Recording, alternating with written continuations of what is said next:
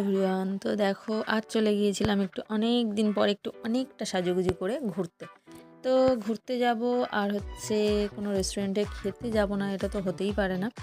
তো দেখো একটা রেস্টুরেন্টেও চলে গিয়েছি, সেখানে একটু পার্কের মতন সিস্টেম ছিল, দোলনা ছিল, স্লাইড ছিল।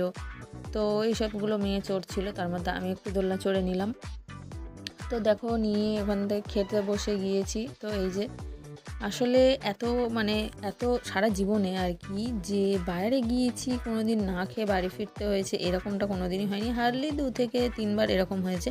তাও কখন কোনো উপোস আপাস থাকলে, হয়তো পুজোর বাজার করতে গেলাম, সেই টাইমে না খেয়ে ফিরি, যে হ্যাঁ আমার নিরামিষ আছে আজকে, বাইরের খাবার কোনো কিছু চলবে না, তো জাস্ট ওই কারণে।